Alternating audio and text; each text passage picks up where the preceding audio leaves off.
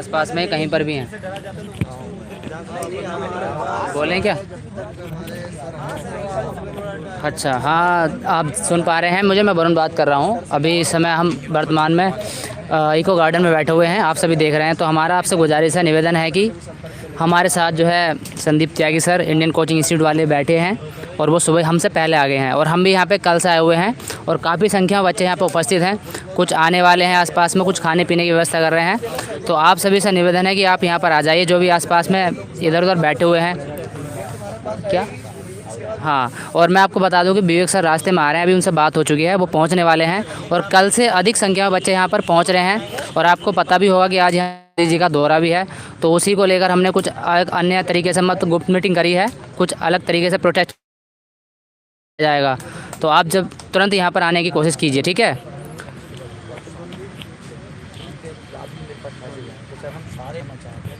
Hello sir, कुछ बोलना चाहो सर? आप आने के लिए यहाँ पे कुछ बोल दीजिए। जय हिंद सभी को। और मैंने रात कोशिश की थी अपने मोबाइल से लाइव आने की, लेकिन एक मेरे साथ सबसे बड़ी कमी है कि मुझे ऑनलाइन चीज़ें ज़्यादा आती नहीं है तो मैं आ नहीं पाया। लेकिन हम इको गार्डन में हैं। आप जो भी लोग लोकल हैं, जहाँ से भी आप हैं, आप अगर आ सकते हैं तो ज़रूर आइए, क्योंकि ये आप सबकी लड़ाई है, ये किसी एक इंडिविजुअल की लड़ाई नहीं है। अगर यही आप लोग सोचेंगे कि चलिए वहाँ पे तो बच्चे बैठे हैं, वो लड़ेंगे तो हमें भी हमारा हक मिल जाएगा, जांच होगी तो हमारी भी नौकरी हाथ आ जाएगी, तो ये गलत है। ये इसलिए गलत है कि आपको कम से कम अपने लिए लड़ना है, अपने लिए आवाज़ उठानी है कि भाई मेरी एक सीट थी, मैंने मेहनत करी, मैंने ईमानदारी से पेपर दिया, तो बेईमान उस सीट को ना लेके जाए। तो यहाँ बच्चे काफ़ी सुबह से बैठे हैं, शाम तक, रात तक बैठे रहते हैं। फिर बाहर एक रैन बसेरा है, वहाँ पे जाके सो गए, फिर सुबह यहाँ आ गए। और बाकी विवेक सर वगैरह भी आ रहे हैं, मैं यहाँ आ चुका हूँ। तो आप लोग जितना लोकल के लोग हैं, अगर आ सकते हैं तो मेरी आप सबसे रिक्वेस्ट है कि आप इसको ज़्यादा से ज़्यादा शेयर करें।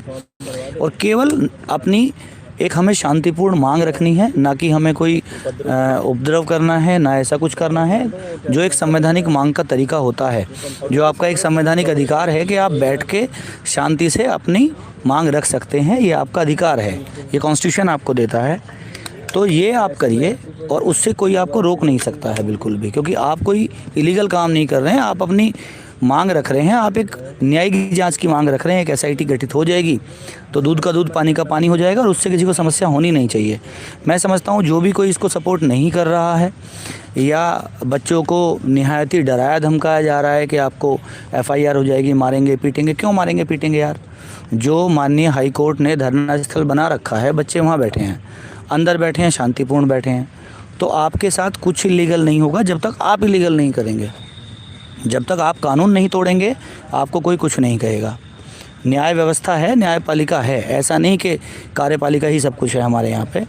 तो तीनों पिलर हैं, तो ऐसा कुछ नहीं हो सकता। आप लोग शांतिपूर्ण तरीके से अपनी बात रखिए, क्योंकि आप लोगों ने, जितने लोगों ने एग्ज़ाम दिया है, वो अगर ईमानदार हैं तो उनको अपनी बात रखनी चाहिए, उनको ज़्यादा से ज़्यादा यहाँ पहुँचना भी चाहिए। और अपने लिए तो कम से कम लड़ लो, बाकी तो किसी के लिए नहीं लड़ोगे, क्योंकि आप एक ऐसी जॉब लेने जा रहे हैं जिसमें आपको लड़ना ही है हमेशा। और वो किसी की सच्चाई के लिए लड़ना है, अन्याय के खिलाफ लड़ना है, सीधी बात है। पुलिस की जॉब यही है। पुलिस की जॉब का काम पहला है सेवा, दूसरा है सच्चाई और न्याय। और आज तीनों ही चीज़ों में आप लोग पीछे हैं जो अपने घर बैठे हैं।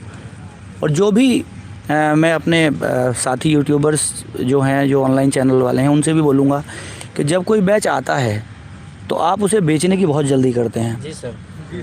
और ये बातें बहुत कड़वी भी लगेंगी बहुत लोगों को। मैं तो हालांकि इस इंडस्ट्री में मतलब नया हूँ, बहुत पुराना नहीं हूँ, लेकिन हाँ ऑफलाइन कैरियर मेरा बहुत पुराना है, तो शायद बहुत सीनियर हूँ मैं मोस्टली।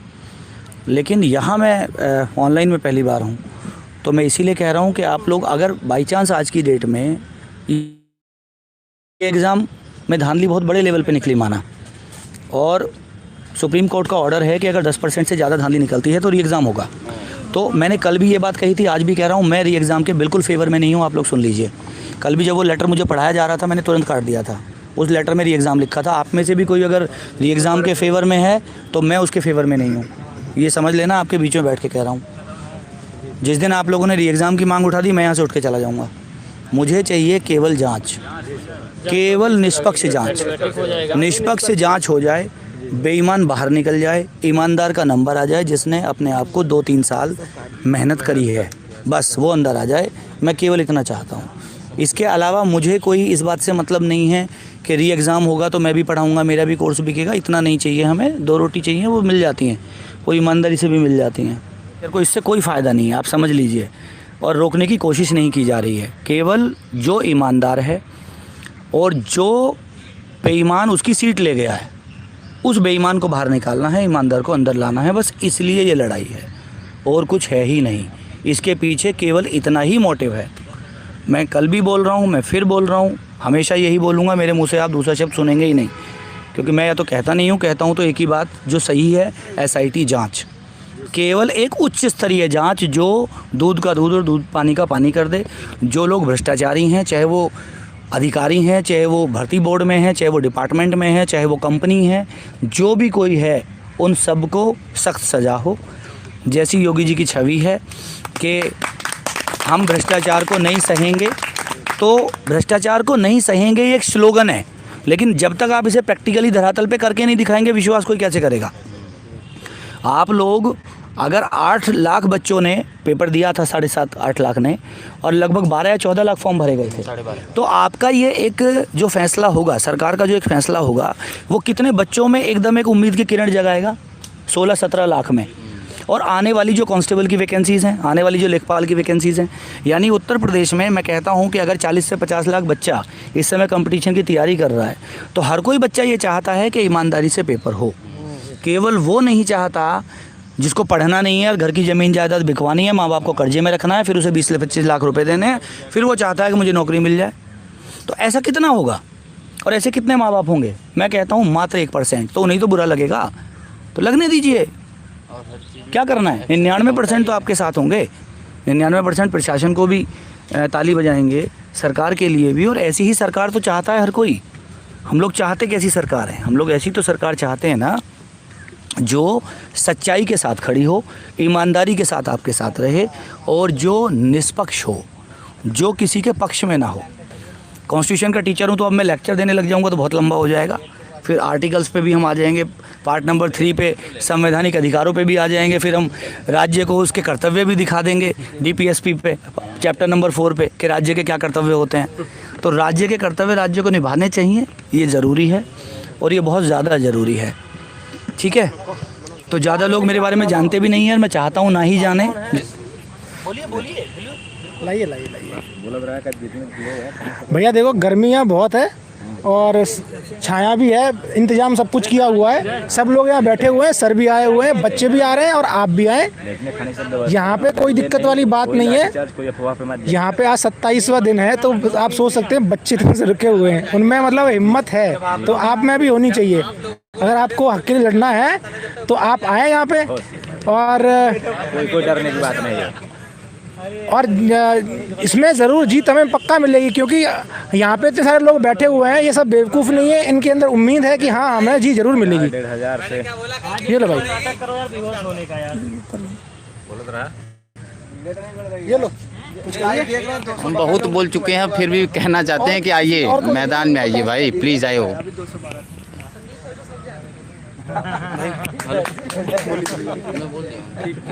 आ जाओ,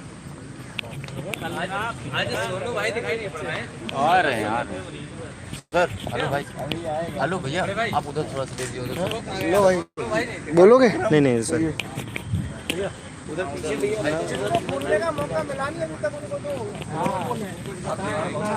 मैं UPSI अभ्यर्थी हैं, सभी अभ्यर्थियों से कहना चाहता हूं कि सभी लोग यहाँ भारी से भारी मात्रा में आए, और मैं खुद अभी कन्नौज से आ रहा हूँ 200 किलोमीटर दूर से, और इन सभी लोगों का सपोर्ट करने आप भी आए, क्योंकि इस UPSI भर्ती में बहुत बड़ा स्कैम हुआ है। आप सभी से निवेदन है कि भारी से भारी संख्या में आएँ और यहाँ पर सभी लोगों का साथ दें। हमारे साथ विवेक सर, संदीप त्यागी सर, काफ़ी लोग आ चुके हैं, और इनके सपोर्ट से हमें जीत जरूर मिलेगी।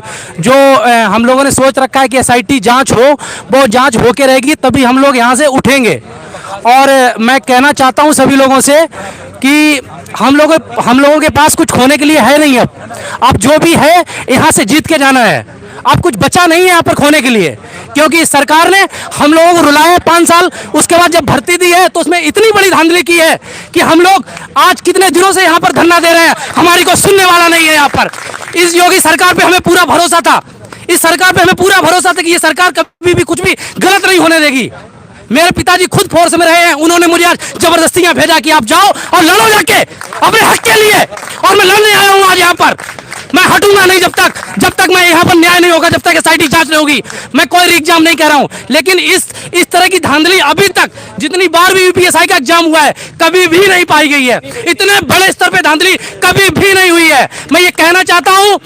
और ये सरकार सुने, ये सरकार दोबारा आ गई, इसका मतलब ये सरकार बहुत ज्यादा अहंकार में ना रहे। ये युवा अब चुप बैठने वाला नहीं है। 5 साल से हम लोग चुप बैठे हुए हैं। ये सरकार ना सोचे कि हम लोग चुप बैठेंगे। और जो लोग घर पे बैठे हैं वो क्या सोच रहे हैं कि लेखपाल की तैयारी कर रहे हो, वो सीटें सारी की सारी बिक चुकी हैं। अगर तुम लोग यहाँ नहीं आओगे वो सीटें भी इस तरह से बिक जाएंगी।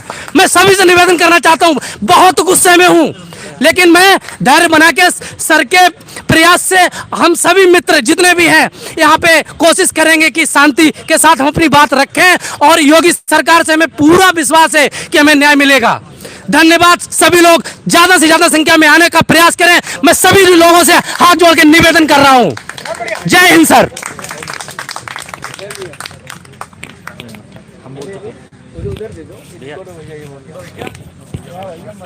जय हिंद भाइयों, आप लोगों से यही निवेदन है कि आइए हम लोगों का साथ दीजिए। अगर हम आज ये लड़ाई हार गए तो आने वाली वैकेंसियों में हमारी कोई नहीं सुनेगा।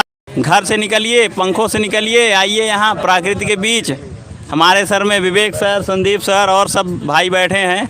आइए और हमारा साथ दीजिए, ज़्यादा से ज़्यादा संख्या में पहुँचिए और सरकार तक हमारी आवाज़ पहुंचाइए।